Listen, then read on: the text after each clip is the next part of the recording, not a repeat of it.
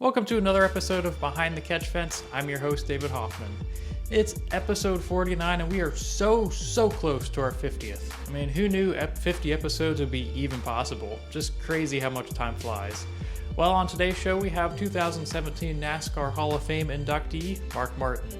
Now, Martin's career is well documented. He's competed in the Cup Series for 31 seasons, won 40 races, and was one of the pillars of making Jack Roush's team what it is today, which is RFK Racing. In today's show, we discuss the beginnings of Roush Racing, how they started from the ground up, his time competing in the Rolex 24, and what he's been up to here recently.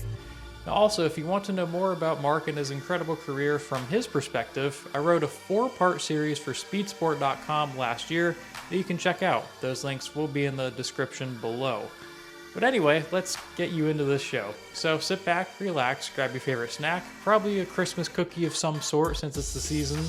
And what's your favorite Christmas cookie? Let me know in the comments below. Now go enjoy this episode with Mark Martin.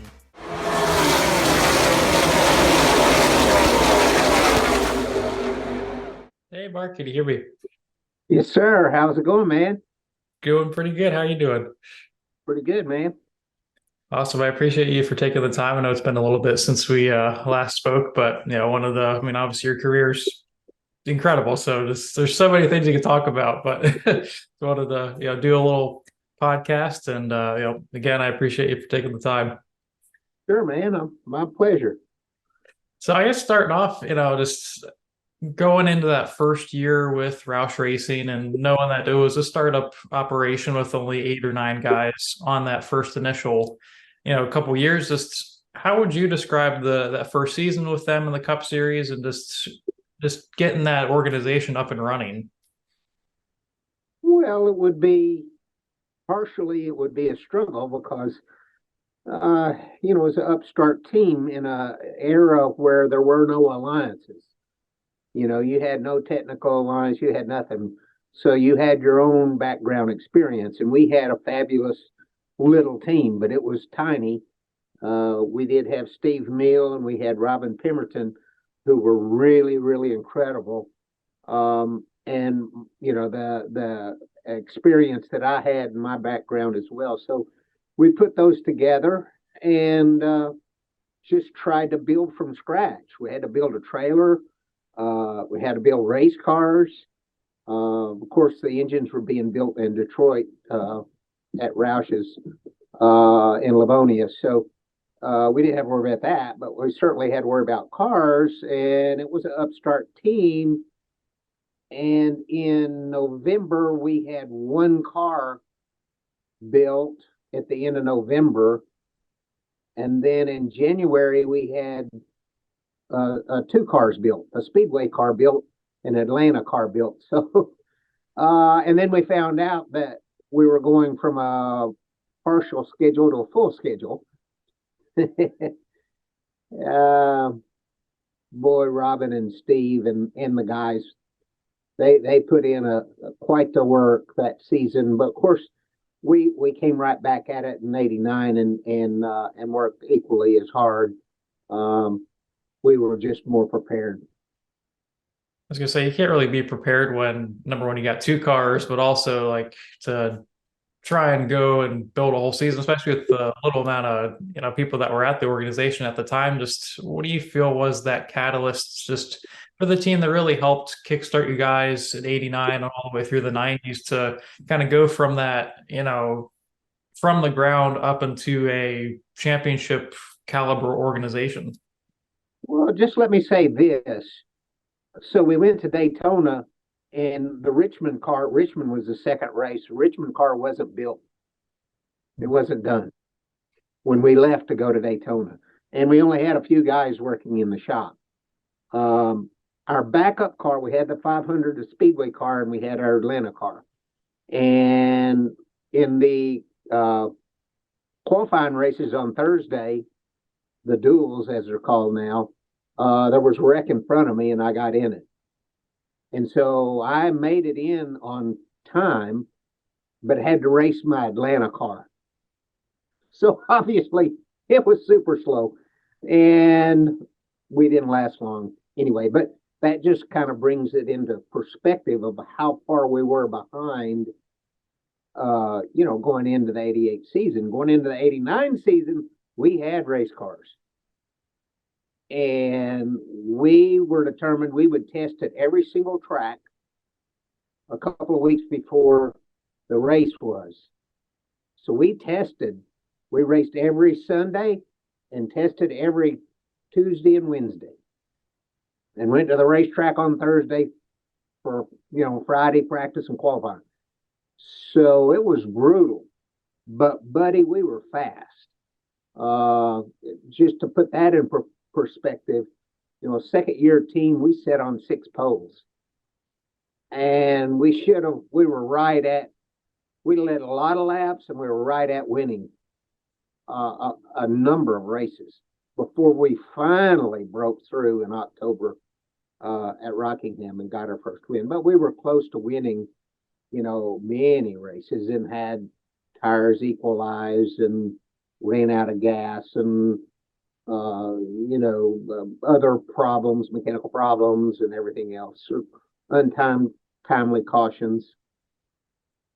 And that's pretty unheard of when you think about it, at least now in today's world, because it's one year you have only a handful of cars, and all of a sudden like that switch flips and it's like, here we go. It's like how much of a whirlwind was that for you personally? Just kind of, you go from kind of trying to get everything rolling, and then all of a sudden we got all the equipment we need. We have everything that we need to go out and compete. We were somewhat disappointed in 88. Honestly, we weren't as fast as we thought we could be or should be, and didn't know why. But it started coming around late in the season. We started changing our spring setup in the cars and started to get onto it.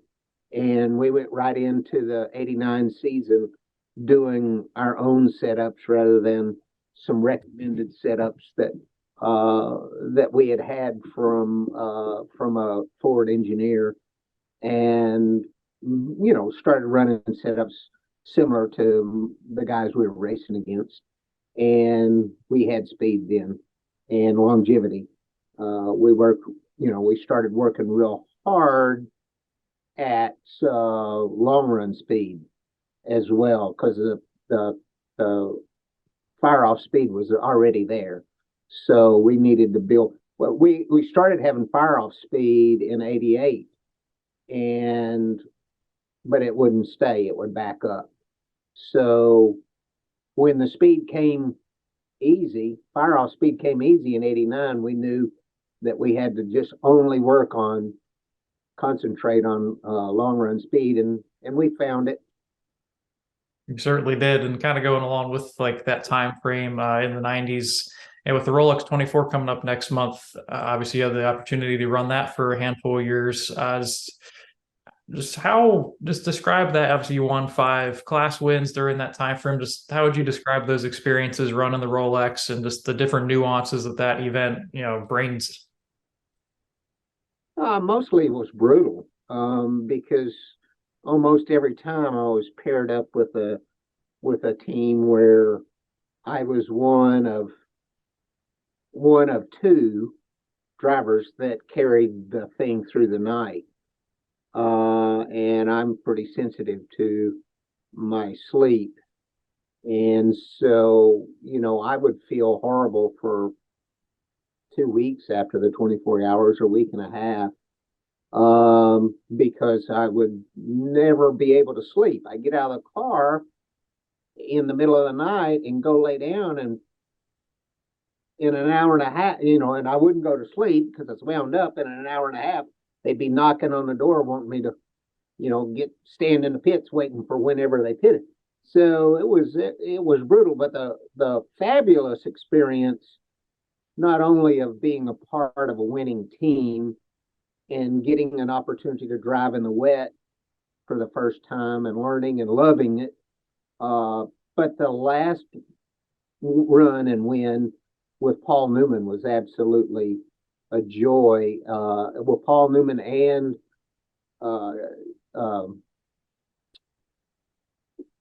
Tommy Kendall I mean, Tommy and I had our scrape, and we rekindled a respect and sort of a respect and love for one another in the respect of, you know, uh, we'd had a falling out. He cost me a win at Sonoma in the early 90s, and I didn't much speak to him after that. And we were able to put that all behind us. And the tallest guy in the race and the shortest guy in the race shared the car all night. And it was brutal on him and it was brutal on me because, the compromises we had to make to co-drive were pretty big. And my respect for Tommy Kendall just over the roof. And of course, Paul Newman too. What a racer, what a good person, what a non-celebrity he was. That kind of brings me to my next question. Just how was it just being able to work with Paul Newman? Obviously, he's just been synonymous in motorsports, acting, everything you can name. It's just his name's everywhere. Just how was that for you to experience, the driving aspect, working with him? Well, he was real serious about the racing thing. And he just wanted to talk about racing, and he didn't want to be, he never wanted to be or embraced celebrity. He loved racing, and he was good at it. He was 70, when we did it, and he did a nice job. We won, the class, and we did it in Roush way. Roush entered that race 10 times and won it 10 times. And this time he only had one car entered. And we had to make it happen. And we weren't the fastest car.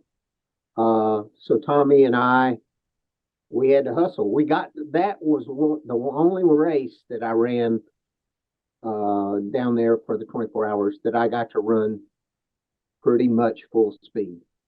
Tommy and I ran pretty much right near, we ran 90 or 95% the whole time we were behind the wheel.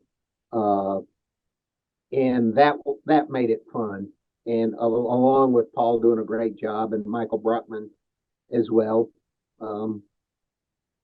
we did it. It was incredible. Jack did it as a 70th birthday present for Paul.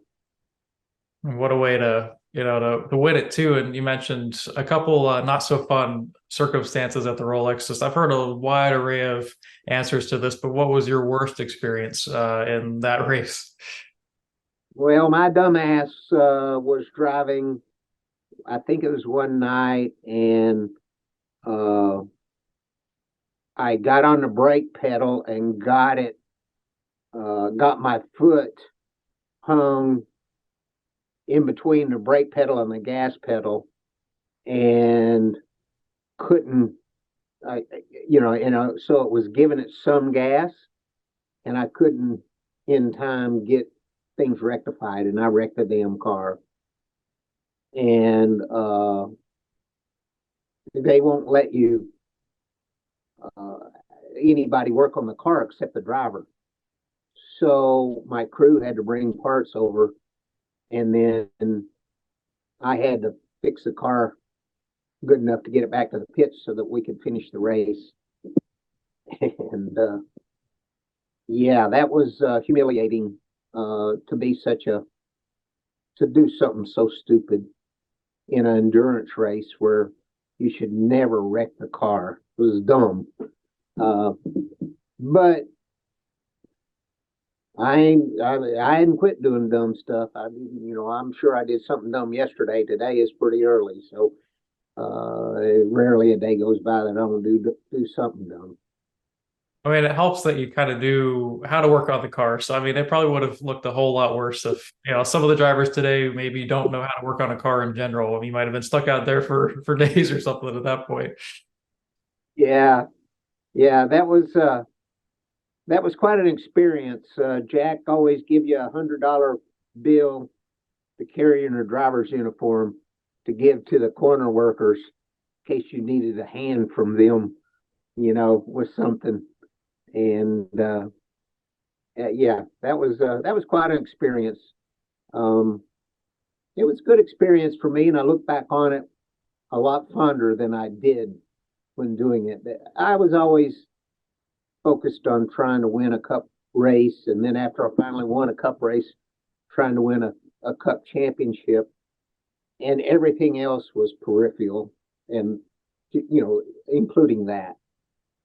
And kind of going along with Daytona and the road course itself, I stumbled upon a stat a little bit ago. And between, was it 1989 and 2000, you had 12 straight top tens at Watkins Glen, 10 top tens at Sonoma, and then obviously had 3 wins at the Glen in a row. Just what do you feel made you in that 6 team so unstoppable? I mean, specifically at Watkins Glen and just road courses in general.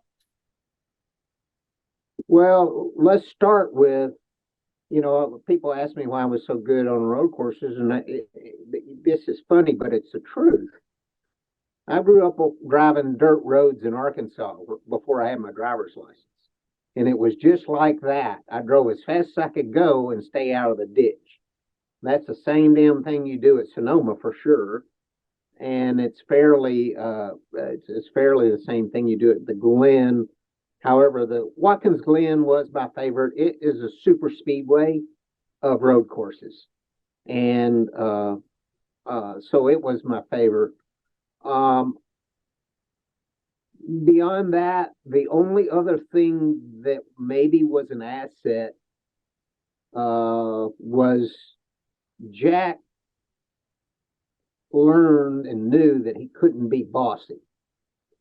Because as he learned about NASCAR racing, he learned that he didn't know as much about NASCAR racing as Steve and I and Robin. So initially, he tried to interfere or intervene, and as he learned, then he didn't.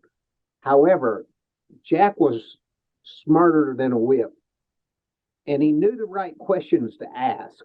And not like piss me off. Like we were at Sonoma and he's like, these guys are beating you in the turn 11. I said, well, I can't help it.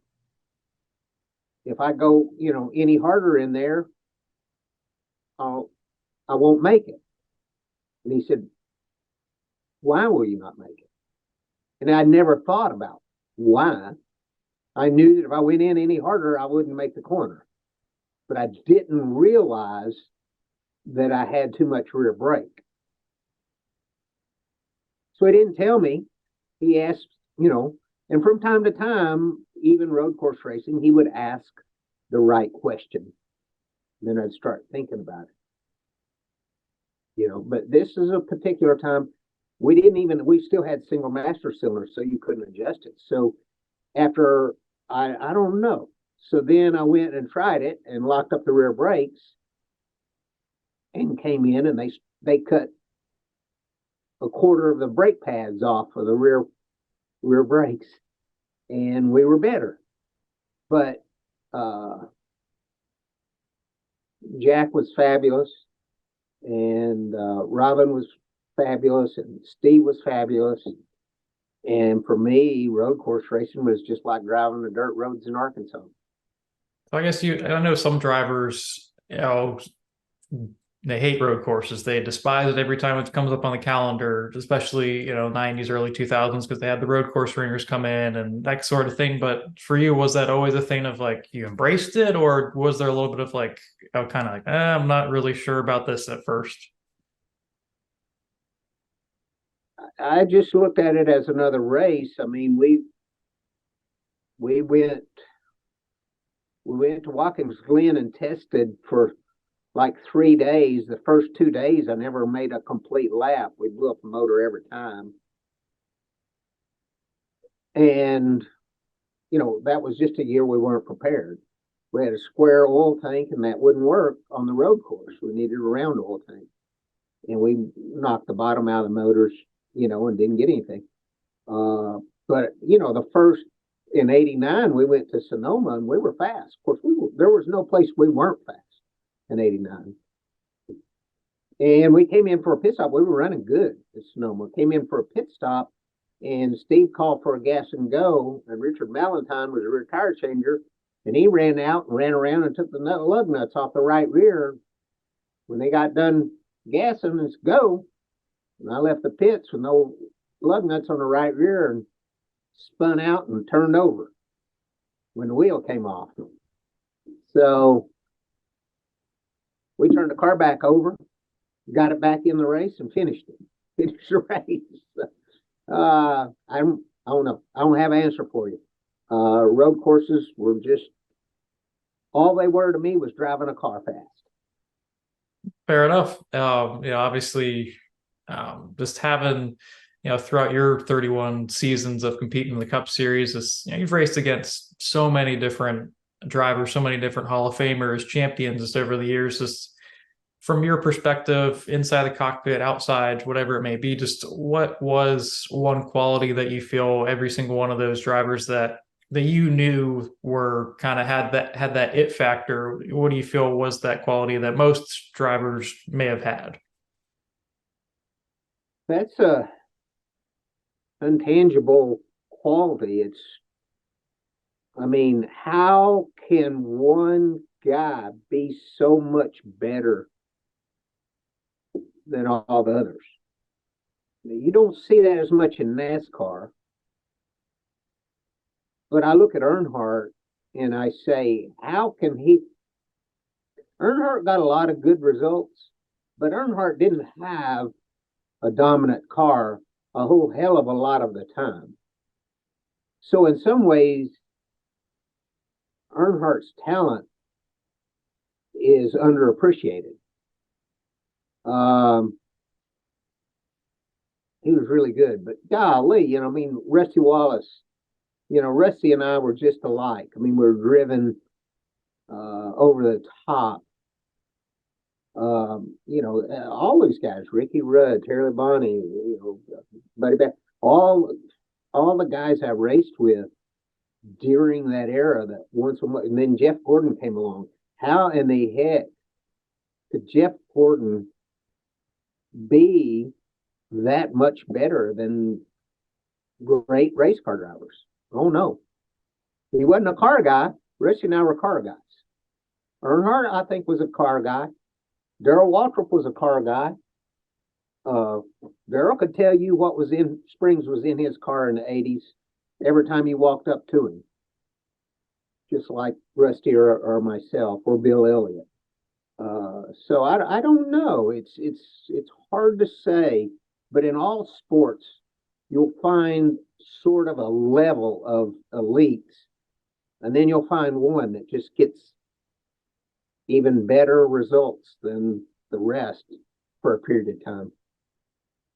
Sort of during the latter part of your career, 2009 obviously sticks out. For you going to Hendrick and being able to compete with all those guys, like you mentioned, Gordon, Jimmy Johnson, obviously he's who he is. Just going back to 2009 a little bit, I remember being like, as a 10-year-old, being a little bit bummed when he missed out on the championship that year, just knowing the season that you had, the resurgence that you had. I remember when we talked last year, you mentioned at the end of the day, you didn't care what the points were. You didn't care really what happened with that. Just how would you describe just that piece that you felt during that time, knowing that all I care about is the wins. All I care about is just enjoying my time inside the race car? Yeah, it was so much fun to work with Alan and Gustafson and all the guys at Hendrick. It was such an honor to be a part of, Jimmy Johnson and Jeff Gordon and Dale Earnhardt Jr. Everyone treated me with so much respect. It was just unbelievable. And it was a very euphoric year. The wins were really important, and I did not care about the championship because I knew that if I ever cared about it, that I'd get crushed again, and I wasn't going to get crushed again. I was going to enjoy the opportunity that I had and make the most of it. And we did, and we came close. But I wasn't worried about it. At the end of the day at Homestead, I was honestly, it mattered to me to be second and not third. Gordon was close, and we had to do our job to make sure that we got second as the race went on. And I'm competitive. I wanted to do the best I could, but we couldn't beat Jimmy. And obviously, since you've retired from NASCAR, just you've stayed extremely involved within the sport in a variety of ways, from just interacting with fans on social media or just attending races. And now, obviously, you and your son Matt have really done a lot with Mark Martin Archive and just doing all sorts of different cool things in that perspective. Just how much fun has this stage of your life been to stay involved with the sport in this way, the way that you have? Matt has really made it fun. He's really, he started the Mark Martin Archive Instagram account and posts a lot of historical photos that no fans have ever seen before. And that took off and became so popular, and people were asking him for merchandise. So we went into the merchandise thing, and that just was crazy, absolutely crazy.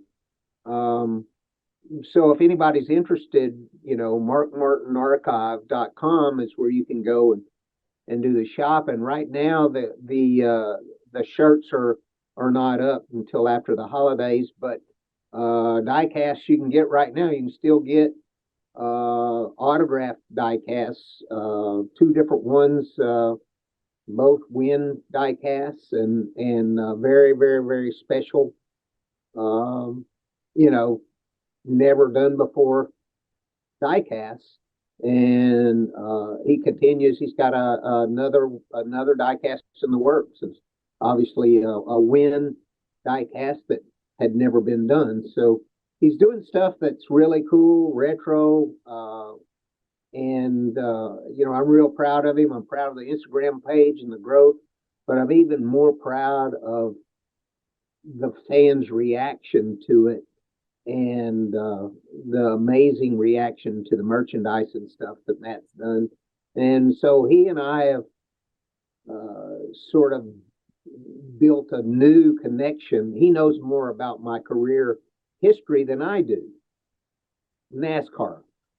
He doesn't ASA, but he does the NASCAR stuff. And we're recreating milestone race cars as well. Matt's been all over that. We just obtained JR51 from Landon Best. We have JR10, which was our first win car.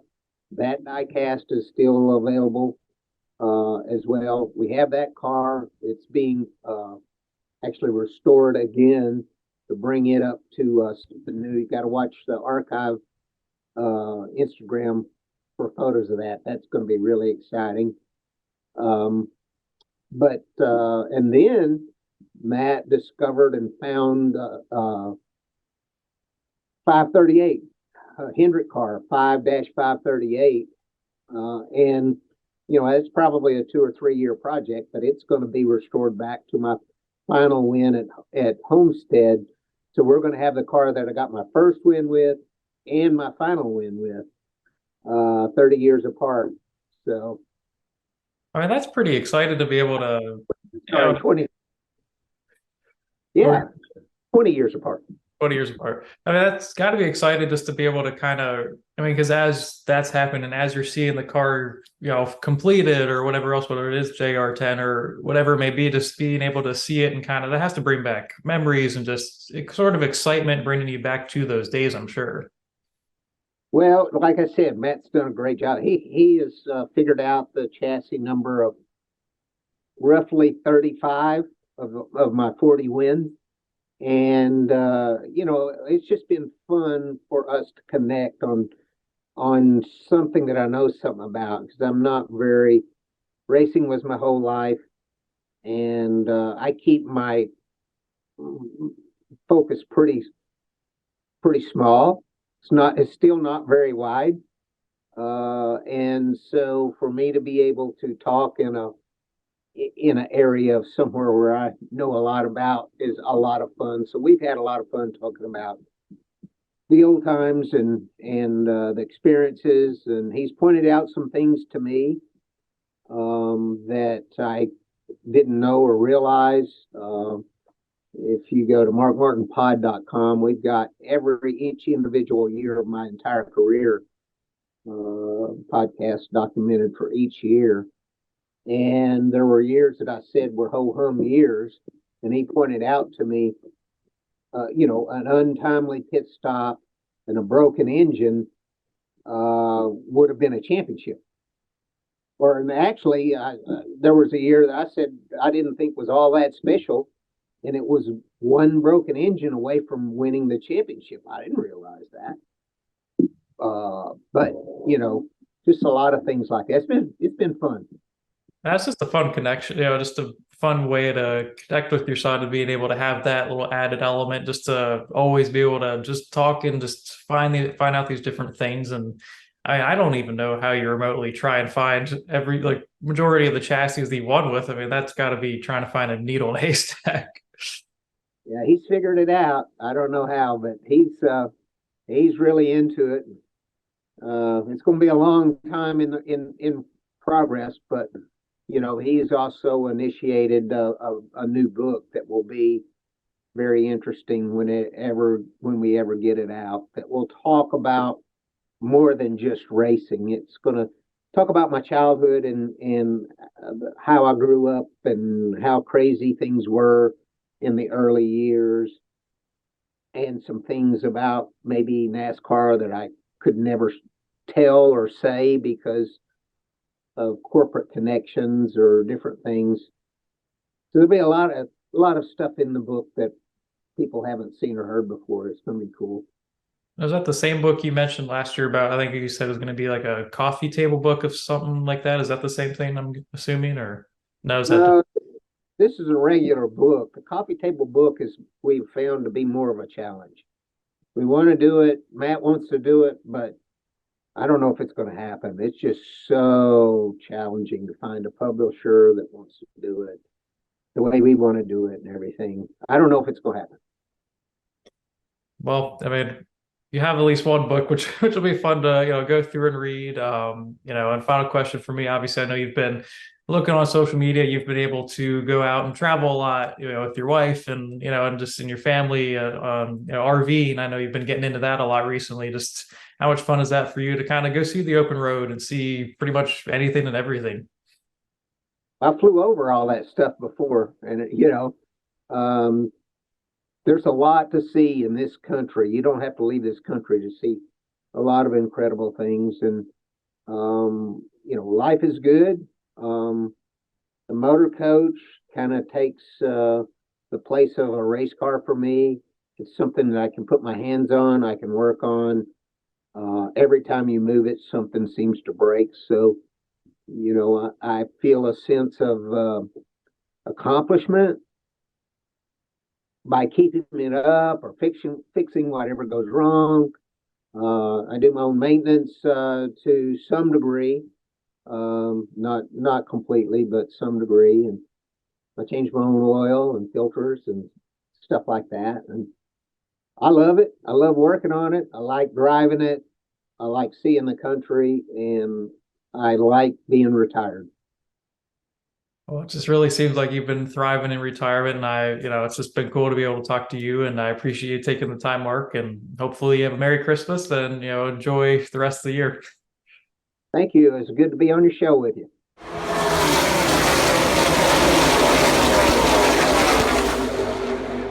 I hope you enjoyed today's episode with Mark Martin. I feel like Mark is just one of those drivers you can never ask enough questions to. Now, one of the most intriguing points from our conversation that we just had was just how quickly Roush Racing got off the ground and running. I mean, you go from scratching and clawing through all of that 1988 season just to having ridiculous speed the following year. I mean, winning 6 poles, finishing 3rd in the standings that following year. It's just insane to me. And that Roush Martin duo just clicked for so many years, and it was just super cool to hear some more insight on what started the Roush dynasty. Now, before we sign off, what was your favorite part of the video? Let me know in the comments below. I'll be sure to say a couple things back to you guys as well. Now, be sure to follow this podcast on X and Instagram at Behind Catch. And before you head out, like this video and subscribe to the channel. I appreciate you guys for tuning in. Have a Merry Christmas, and we'll catch you guys later.